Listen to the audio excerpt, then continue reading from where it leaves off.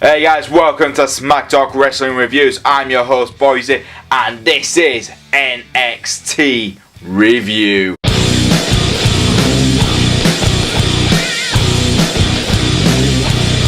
So we kicked off the show with none other than the Twisted Sister herself, Nikki Cross, taking on a newcomer, Amber Nova. She is a developmental talent, so she is very much fresh out of the PC Center, so that's great. And Nikki Cross is now, let's be honest, she's classed as a veteran in NXT. I could see Nikki going up to the main roster anytime soon after SummerSlam, so having her on TV and doing matches like this, it's fine. It just gets the crowd happy. It's one of those kick-off matches where it's just getting a crowd favourite out, allowing them to have a bit, a easy win, let's be honest, and let them, enjoy what Nikki Cross has brought to the table. For me, like I said, it's nothing special. This is very much a easy win for Nikki Cross, so I'm going to give this a 4 out of 10 because it's good to see Nikki, but the match itself was nothing too special. Next up, we were supposed to have Ricochet in a match, but unfortunately he was taken out by the Undisputed Era, and Adam Cole had a personal message for Ricochet. He just pretty much stated, look, don't call me a coward, I don't need to be part of a clique or anything like that. Even though he had the rest of the Undisputed Era with him, it was pretty simple. We don't need anyone but ourselves, and we will take you out. That's what I could feel Adam Cole winning at TakeOver Brooklyn, but I only think that will happen when the Undisputed Era gets involved, which you can easily see happening. For me, it's a good little promo. It was very awesome when Ricochet's music hit and the light show came down and all this, and Ricochet was just out on the ground, and you just saw the rest of the Undisputed Era just surrounding him. That was a really cool visual for me. Good promo by Adam Cole. Really builds up the match, which these two are just going to tear the house down together. So for me, I'm going to give this a solid 6 out of 10. Next up, we had Kassius Ohno taking over on another PC talent, which pretty much means this person is signed up for NXT. Not a big name, but learning the ropes. And this person was Adrian, Jaoude. I don't know how to pronounce his last name. Pretty much, he's a developmental. And Kassius Ohno, it looks like Kassius is turning heel slowly. He wants competition. He wants to be in the main events for most matches, and can't blame him. The fans are still behind Kassius Ohno.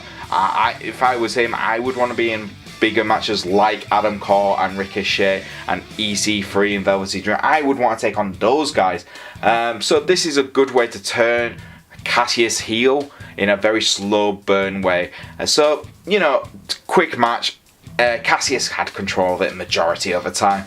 Let's be honest, you expect that. So for me, I'm going to give it a 5 out of 10. It's a good development for the character, more than the match itself. So yeah, 5 out of 10 is a reasonable score, I think. Next up, we had EC3 go to the Dream's own, special area. It was pretty much, it was a swimming pool. Velveteen, it looked like it should have been in an 80s movie. That, like an ultra, 80s manly man kind of film. And it was just it was a good little back and forth. I don't know how to describe it. It's like the best promo work in the world, and they know they can have a laugh with it. And you can tell EC3 and Velveteen Dream are having so much fun with this respectable rivalry, even though you can tell they're both heelish kind of characters. Velveteen Dream's pretty I'm showing you the full respect because you're part of the 1% crew and all this and it was great. He tried to push EC3 in the pool. EC3 got him on his back, threw him into the pool. Velveteen Dream's oh, help me. And EC's it's 3 foot of water, just get up. And that was brilliant. He pretty much mocked Velveteen Dream, which we know Velveteen Dream does not like. But it's again, stuff like this, which it's silly little stuff, but it really does help the rivalry I find in these type of stories. So I am looking forward to seeing how this continues. For me, fun little promo. You can tell both guys are enjoying it, and that's important. If both guys enjoy it, you know the audience are going to enjoy it. So for me, I'm going to give this a 6 out of 10. And next up, we got a debut on NXT. Well, actually, we got technically 2 debuts on the same match. It was Marcel Barthel, who is debuting for NXT for the first time, and Keith Lee, who is quite a big name in the independent scene as well. Both guys put on a really good match, I think, for a debut match. Marcel was meant to... It feels like Marcel is out there to...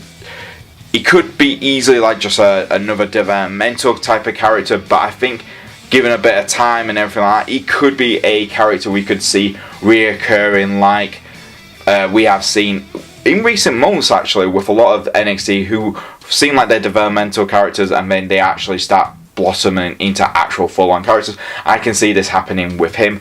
Keith Lee has a massive following at NXT already, which is good, and the crowd were going mental, chanting "Bask in his glory," which is great. Very, very interesting match.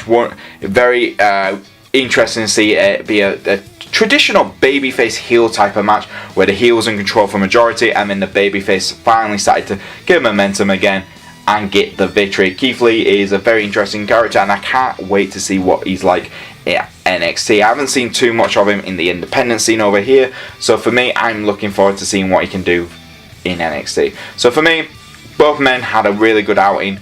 I'm really excited to see how both develop, really. So I'm going to give this a 6 out of 10. Next up, we had Vanessa Borne taking on Conte. Both women were both in the last year's Mae Young Classic, and this year they were fighting for the final spots for the 2018 Mae Young Classics. It was a good match. Both women are according... Well, I was checking this out. I had to... Vanessa Borne was definitely the heel towards the whole match, but apparently Conte is a friend of Vanessa Borne, so is she heel? I'm not really sure. That's how the commentators kind of... Both women seemed like heelish kind of characters, or could be heelish. I don't know too much about them. I remember it in the last Mae Young Classic, but not really that much because they didn't get that far into it. So for me, it was interesting because Conte did get the win. She was crying afterwards for the victory. She seemed like it was an important win. To be honest, I'm more looking forward to the Mae Young Classic.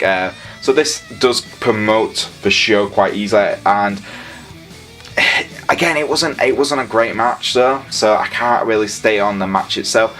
So I'm gonna just give it a 4 out of 10. This moves us on to our main event of the night, and it was Alistair Black taking on Johnny Gargano, and it was a hell of a match while it lasted. That's right, guys, while it lasted.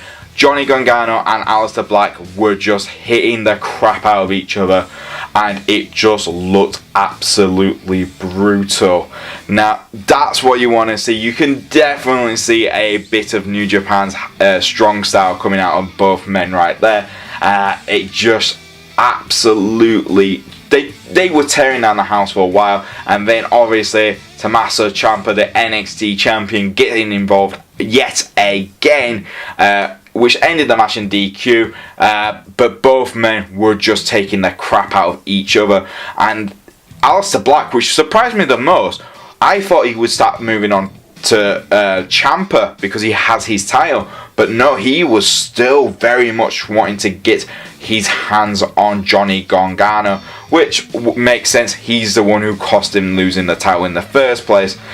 And it was brilliant. All three men were beating the crap out of each other. Referees had to get involved by the end.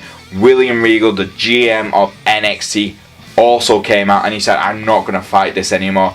You three are going to have a triple threat match at NXT TakeOver Brooklyn." Yes, yes, yes. And the crowd went mental. The crowd were just going... They were chanting for a triple threat match when it all kicked off, which was great. Afterwards, though, on a WWE.com exclusive, William Regal was doing an interview. He got called back, and then when they discovered Aleister Black knocked out in the parking lot with no witnesses, Interesting though, we had Johnny Gargano go past at that time. So they're leaving little breadcrumbs, you know, like who could, you know, all these suspects. Johnny Gargano, the Undisputed Era were in a car driving past as well. And you had heavy machinery as well. There could have been more, but those three were the ones which you really did notice in the background after this. So it's very, very interesting. It's building up a feud. Is this knocked out Alistair Black for the main event for the show? Who knows? Some people are saying because Alistair Black got injured at a live house show and they've had to write him out in this way to protect him, but we'll have to wait and see what happens next week on NXT. But right now, very exciting. If Alistair Black is able to compete at TakeOver Brooklyn, it's going to be absolutely amazing. If not, Johnny Gargano versus Ciampa for the NXT title just writes itself, really, doesn't it, guys? For me, everything involved with the backstage stuff and all this, I've got to give it a solid 7 out of 10. It was so good.